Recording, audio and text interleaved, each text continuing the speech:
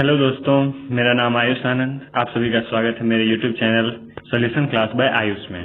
आज हम लोग मैथ स्टेप 5 के एक्सरसाइज 25 का पार्ट 2 करने जा रहे हैं, जिसमें कि क्वेश्चन नंबर 9 to 13 से 13 तक करेंगे। क्वेश्चन नंबर 9 to 13 तक करेंगे। तो बिना टाइम वेस्ट किए हुए सबसे पहले चलते क्वेश्चन नंबर 9 पे। क्वेश्चन नंबर 9 देखते हैं। क्वेश्चन नंबर 9 में क्या कहता है? The length of a line segment A B is 2/3 of the length of the line segment C D. मतलब कोई लाइन है सी डी, ये और इसी के बीच में कोई लाइन सेगमेंट है ए बी। मान लो यहाँ इतना ही रख लो, A B 2/3 of C D, मतलब सी डी के 2/3 पार्ट के बराबर है। A B 2/3 part C D के 2/3 पार्ट के बराबर है। मतलब ए बी, मतलब सी डी को अगर 3 पार्ट करते हैं, सी डी को 3 पार्ट करते हैं तो इसमें से 2 पार्ट, मतलब यहाँ तक, यहाँ से लेके यहाँ तक, इसका लंबाई जितना भी होगा वो ए बी के बराबर होगा। अब आगे क्वेश्चन पढ़ते हैं। The length of another line segment E F is 3/8 of the length of line segment A B. अब ए बी इतना जो वो ए बी लाइन था, अब कोई लाइन सेगमेंट है ई एफ। लाइन सेगमेंट क्या है? E F. अब ये इसका 8 पार्ट करेंगे। ए बी का कितना पार्ट करेंगे? 8 पार्ट। 1 2 3 4 5 6 7 1 8 पार्ट हो गया। अब 8 पार्ट में 3 पार्ट के बराबर, 3 पार्ट के, सॉरी यहाँ से 1 पार्ट 2 पार्ट 3 पार्ट, तो 3/8 पार्ट के बराबर है ई एफ। 3/8 पार्ट के बराबर है ई एफ। तो अब आगे क्वेश्चन क्या है? What fractions of the length of C D, मतलब what fractions of the length, मतलब सी डी के जो लेंथ है is equal to the length of E F. उसका कौन सा भाग बराबर है ई एफ के लेंथ का?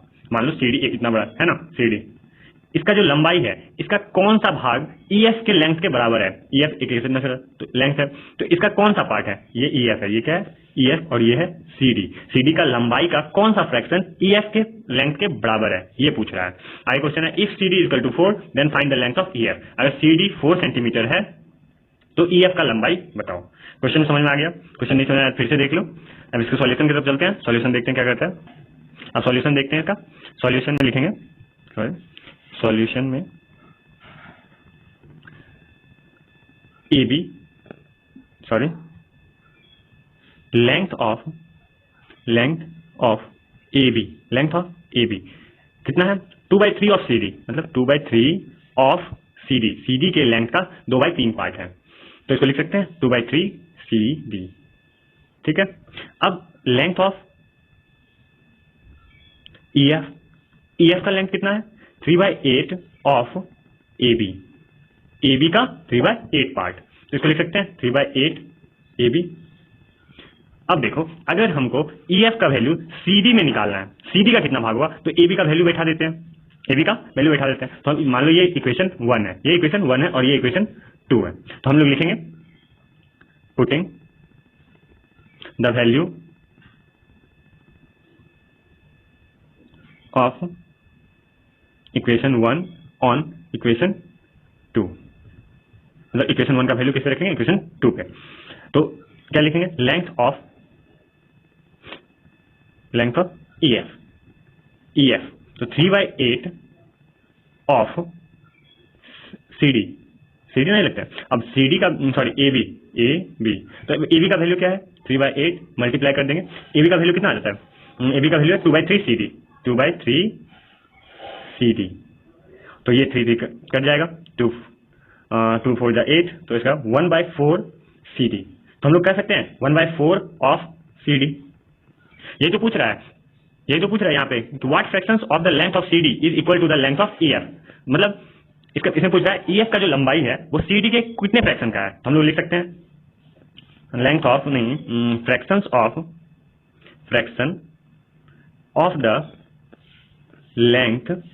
The length of C D is equal to the length of E F is 1/4। 1/4 part है ना, सी डी का कितना पार्ट है? 1/4 पार्ट है। अब आगे देखते हैं इसमें आगे क्या कहता है। इसी का अगला क्वेश्चन है, सी डी का वैल्यू दिया हुआ है 4 centimetre, then find the length of E F. तो अब यहीं पे सी डी का वैल्यू फिर लिख देंगे, सी डी का वैल्यू लिख देंगे तो निकल जाएगा आंसर। ई एफ का वैल्यू निकल जाएगा। ई एफ कितना है? तो length of E F equal to 1/4 of C D. तो मल्टीप्लाई, सी डी का वैल्यू कितना दिया हुआ है? 4 सेंटीमीटर, तो 4 सेंटीमीटर, 4 कट गया, आया 1 सेंटीमीटर। तो लिख सकता है hence the length of EF, hence the length of EF is 1 centimetre, 1 centimetre. हो गया। चलो अब नेक्स्ट क्वेश्चन पे चलते हैं। Question number 10। क्वेश्चन नंबर 10 में देखते हैं, there are 800 students in a school. एक स्कूल में 800 बच्चा था।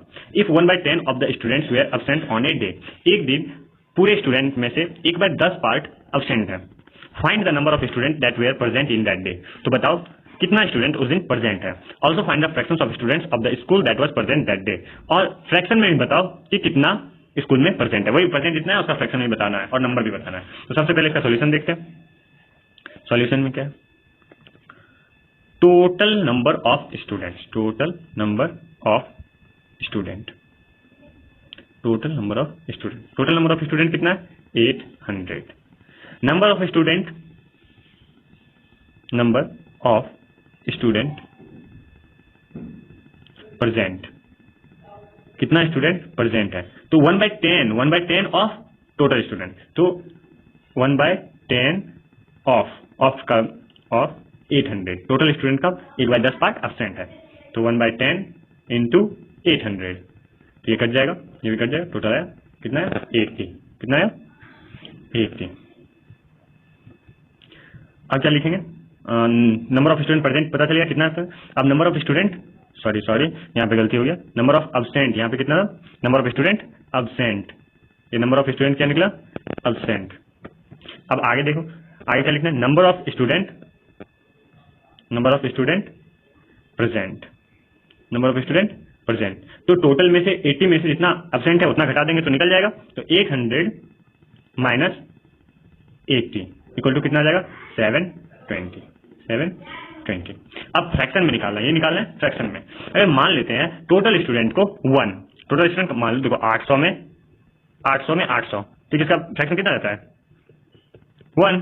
तो अगर हम टोटल स्टूडेंट को 1 मान ले, टोटल स्टूडेंट को 1 मान ले और उसमें से जितना अब्सेंट हुआ 1/10, अगर इसको माइनस कर देंगे तो प्रेजेंट वाला निकल जाएगा। तो इसको लिखेंगे कैसे, द फ्रैक्शन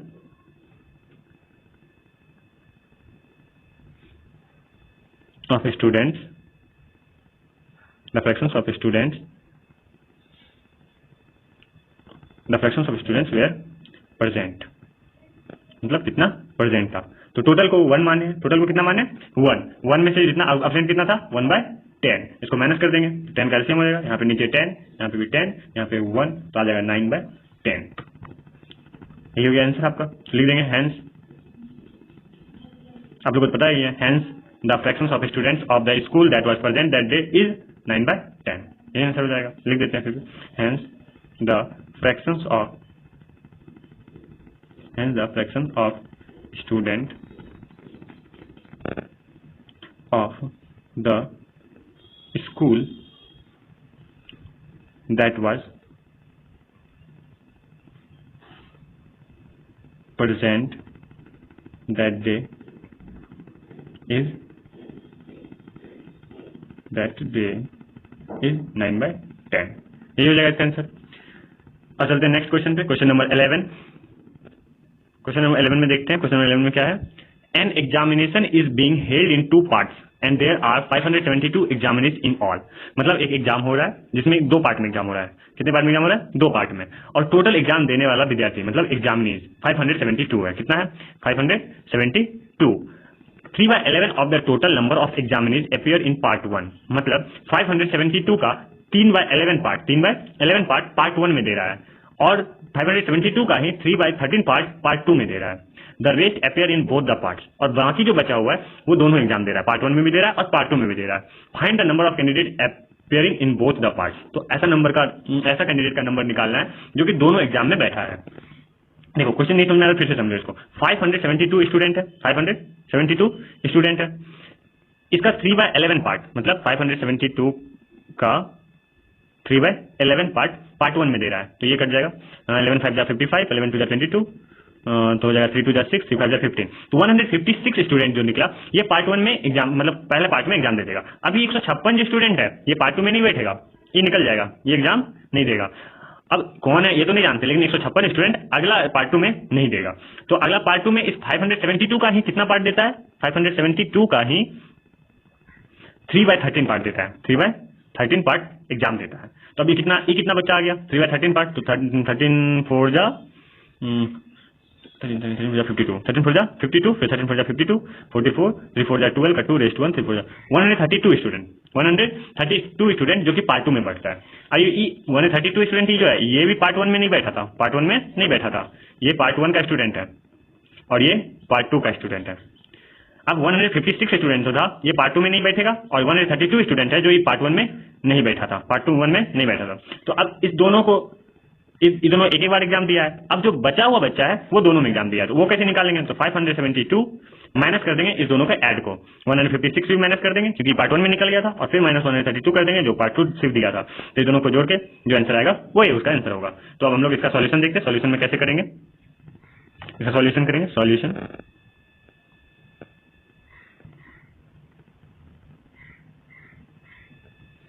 क्या लिखेंगे, total number of examinees, total number of examinees equal to कितना है 572। अब क्या लिखेंगे, number of students present in, नहीं, number of students sorry appears in part 1, part 1 में कितना विद्यार्थी अपीयर किया, तो 572 का 3/11 पार्ट। तो ये कैलकुलेशन करो खुद से, 11 5 जा 55, फिर यहाँ 55 माइनस हुआ तो बचा 5, सॉरी 57 में 55 माइनस हुआ बचा 2, फिर 11 2 जा 22, इसको मल्टीप्लाई करेंगे, 3 2 जा 6, 3 5 जा 15। 156 एग्जामिनीज है वो पार्ट 1 में अपीयर किया। अब पार्ट 2 में number of students appeared in part 2, part 2 में कितना अपेयर किया, 572 का 3/13 पार्ट, 3/13 पार्ट। तो 13 कितना, 13 4 जा 52, 13 4 जा 52, हाँ 3 4 जा 12, 3 4 जा 12 132। अब 132 स्टूडेंट जो निकला ये पार्ट 2 में बैठा है। तो अब लास्ट मतलब तीसरा लाइन क्या लिखेंगे, number of student appeared in part 1 and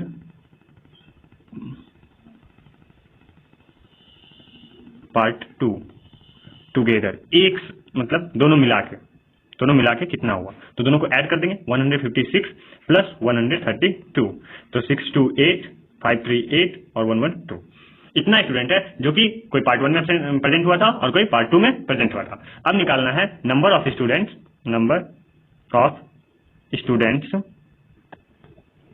appeared in both part, equal to कितना हो जाएगा, टोटल स्टूडेंट 572 था, उसमें से पार्ट 1 पार्ट 2 में बैठने वाला स्टूडेंट 288 था, तो आप बचाओ इसमें से घटा दो, 572 में से 12 में से 8 गया, कितना बचेगा 4, फिर इधर 16 में से 8 गया 8 और 4 में से 2 गया 2, 284 स्टूडेंट। तो hence the number of candidates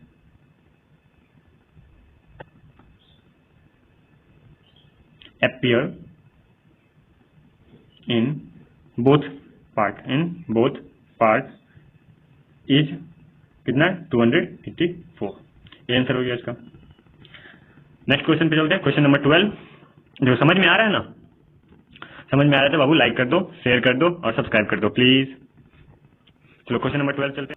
question number 12 में क्या कहता है, a man has 2 bundles of note. वाह, एक आदमी के पास 2 बंडल था नोट का, एक बंडल 2 बंडल, दूसरा बंडल, ठीक है। The total money in the first bundle is Rs 480, मतलब इस बंडल में 480 रुपया था। The other bundle has Rs 300 rupees, इस बंडल में कितना रुपया था 300 रुपया था, ठीक है। He gives 1/4 of the first bundle and 1/3 of the other bundles to Bunty, मतलब इससे इसका 480 का 4 पार्ट किया, एक पार्ट, और इसमें से 3 पार्ट किया और इसका भी एक पार्ट बंटी को दे दिया, ठीक है। He gives 1/3 of the first bundle and 1/5 of the other bundle to Binni. मतलब फिर ये 1/3 पार्ट, मतलब इसका 3 पार्ट करके एक पार्ट दे दिया बिन्नी को, और इसका भी 5 पार्ट करके एक पार्ट दे दिया बिन्नी को। Who received more and by how much? तो बताओ बंटी और बिन्नी में किसको रुपया ज्यादा मिला हमको। चलो देखते हैं इसके आगे सॉल्यूशन में कैसे करेंगे इसको। सॉल्यूशन में देखते हैं, इसका सॉल्यूशन देखते हैं। सॉल्यूशन में क्या लिखेंगे? Total amount received bye Bunty को कितना मिला? अब देखो तुमको यहाँ पे एक चीज समझना होगा, 480 का 1/4 पार्ट प्लस 300 का कितना पार्ट? 1/3 पार्ट। यहाँ तक कोई दिक्कत नहीं। अब आगे देखो, इसको काटेंगे, 4 1 जा 4, 4 2 जा 8, 120, इसको काटेंगे 100, ठीक है। अब इस दोनों को ऐड कर देंगे, 120 प्लस 100 कितना हो जाएगा? 220, ठीक है। अब देखो total amount received by Binni कितना रिसीव की? बिन्नी का देखो क्या है, 480 में उसको कितना मिला? 1/3 पार्ट। फिर है प्लस सेकंड बंडल से उसको कितना मिला? 1/5 पार्ट। सेकंड बंडल में 300 था, उसका 1/5 पार्ट मिला, 1/5 पार्ट। तो 3 में से 3 से काटेगा, 3 1 3, 3 6 18, 0, फिर 5 5 6 30, 60, तो हो गया 160 प्लस 120 इक्वल टू कितना हो गया? सॉरी 120 नहीं, ये भी 60 है, 60, 160 प्लस 60 हो जाएगा 220। यहाँ तक कोई दिक्कत नहीं। अब आगे देखते हैं। अरे इसको भी 220 मिला और इसको भी 220 मिला, तो मतलब किसी को ज्यादा नहीं मिला। ये ना पूछा था हु रिसीव्ड मोर, तो क्या लिखेंगे? None of them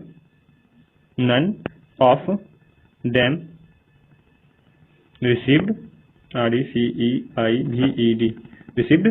more. None of them received more, यही इसका हेंस हो जाएगा, hence none of them received more. चलो हो गया। चलो नेक्स्ट क्वेश्चन पे चलते हैं, क्वेश्चन नंबर 13। इस वीडियो का लास्ट क्वेश्चन है, क्वेश्चन नंबर 13। देखते हैं क्वेश्चन नंबर 13 में क्या कहता है। Kanchan spends 1/2 of her money in one shop, मतलब उसके पास कुछ पैसा रहता है, उसका 1/2 खर्च कर देता है। स्पेंड्स मींस खर्च कर देना। She spends 1/3 of what was left with her on rickshaw fare. बोलता है फिर जितना खर्च करके जितना बचा उसमें से 1/3 उसका 1/3 पार्ट रिक्शा भाड़ा दे देता है। क्या देता है? रिक्शा भाड़ा दे देता है। लास्ट में at the end she has Rs20 with her. अच्छा, उसके पास लास्ट में 20 रुपया बच जाता है। How much did she have in the beginning? तो बताओ उसके पास शुरुआत में कितना रुपया था। तो सॉल्यूशन देखते हैं। सॉल्यूशन में क्या है, क्या लिखेंगे? सी हैज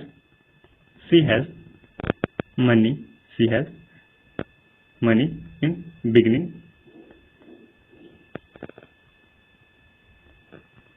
मानते हैं, इसको हम मानते हैं। She has money in beginning is 1, इस कितना 1, ठीक है। अब कितना वो स्पेंड की दुकान में, तो सी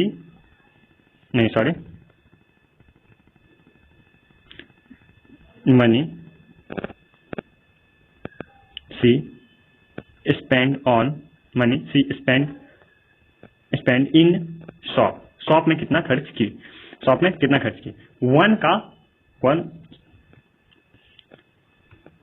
1/2 ऑफ 1 मतलब 1 का आधा, तो इसका कितना हो जाएगा? 1/2 मल्टीप्लाई 1 इक्वल टू 1/2।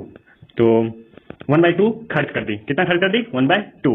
तो अब बचा उसके पास कितना, उस टाइम कितना बचा? तो रिमेनिंग मनी इक्वल टू कितना हो जाएगा?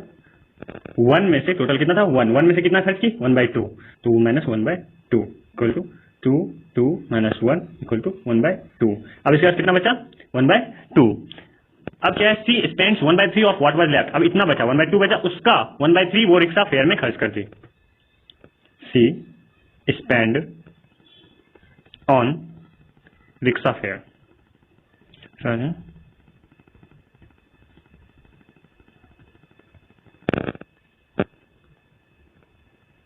रिक्शा फेयर इक्वल टू कितना?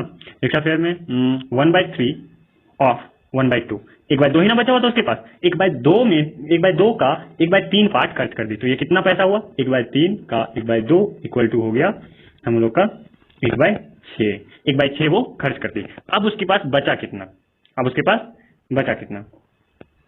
मनी लेफ्ट विथ हर, उसके पास बचा कितना। तो 1 देखो आधा 1/2 था, 1/2 में से 1/6 खत्म हो गया, 1/2 में से 1/6 खत्म हो गया, तो कितना 6, 2 3 6, 6 1 6, तो 2/6, तो ये कट जाएगा, आएगा 1/3। अब इसके पास बचा कितना 1/3 रुपया, नहीं मनी का 1/3 पार्ट बचा, मनी का कितना बचा 1/3 पार्ट। अब हम लोग को क्या करना है, अब देखो हाँ इतना बचा, और यहाँ पे क्वेश्चन में दिया हुआ है कि उसके पास लास्ट में 20 रुपया बचा, तो हम लोग ऐसा लिख सकते हैं,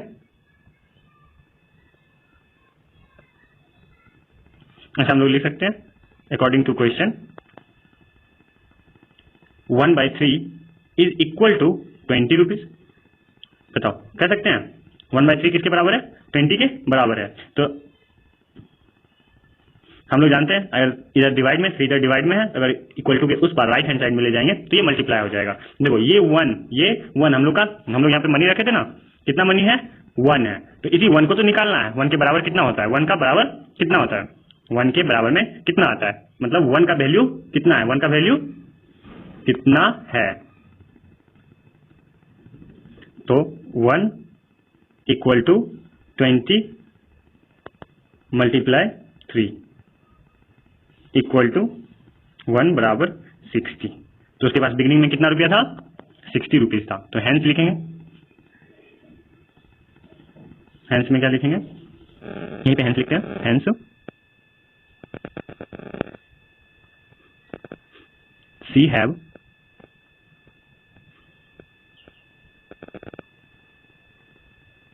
हैव मनी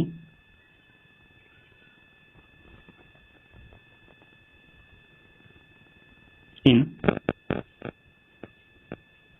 beginning